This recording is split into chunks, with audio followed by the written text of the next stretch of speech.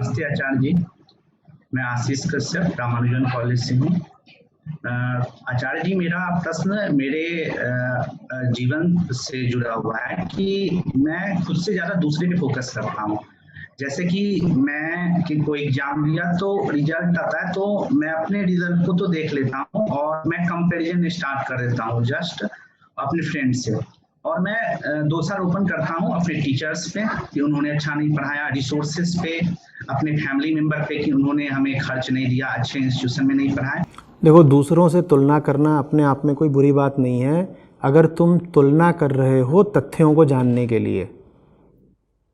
ठीक है, अगर सिर्फ तुमको तथ्य जानना है कि 3 बड़ा है या 2, तो इसमें कोई बुराई नहीं हो गई। 3 2 से बड़ा है, ये एक तुलना की बात है ना, लेकिन इस तुलना में तथ्य छुपा हुआ है। हां, 3 2 से बड़ा है। तुमने एक जवाब लिखा, एक सवाल आया था उसके लिए, और तुम्हारे भाई ने, तुम्हारे दोस्त ने एक जवाब लिखा, उसको उसमें 8 नंबर मिले, तुम्हें 4 नंबर मिल रहे हैं। बिल्कुल कोई गलती नहीं हो गई कि तुम कहो कि साहब दिखाइए आपने क्या लिखा था। मैं जानना चाहता हूं कि आपने जो लिखा है वो बेहतर कैसे है। यहां पे आप सत्य जानना चाह रहे हो, तथ्य की प्रति जिज्ञासा है आप में, तो कोई गलती नहीं हो गई। ठीक है, फिर आती है दोषारोपण की बात।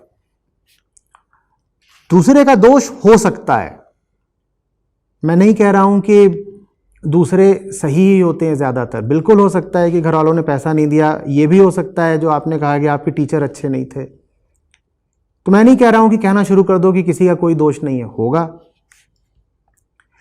लेकिन उनके दोषों से भी जो दुख का अनुभव हो रहा है, जो क्षति महसूस हो रही है, वो किसको हो रही है? आपको ना। तो ले दे के आखिरी जिम्मेदारी आपकी है। दूसरों को दोष देने से अगर आपकी क्षति की भरपाई हो जाए तो दे लीजिए दोष। दूसरों को कोस कोस के अगर जिंदगी आपकी बेहतर हो जाए तो कोस लीजिए। तो बहुत व्यवहारिक बात है कि दूसरों का दोष हो चाहे ना हो, हमें तो ये देखना है ना कि हम बेहतर कैसे हो सकते हैं, हमारी भलाई कहां पर है। आप सड़क पर जा रहे हो, सामने से कोई पीकर गाड़ी चलाते हुए आ रहा है, ठीक है, आप बिल्कुल सही लेन में जा रहे हो, सही दिशा में जा रहे हो, सही गति से जा रहे हो। वो जो सामने से आ रहा है वो गलत लेन में भी आ रहा है, गलत गति से भी आ रहा है और पी के चला रहा है।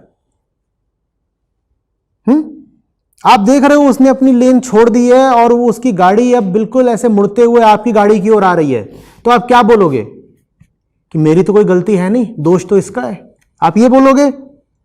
या तुरंत ब्रेक लगा दोगे और अपनी गाड़ी को भी जरा मोड़ोगे कि टक्कर ना हो जाए?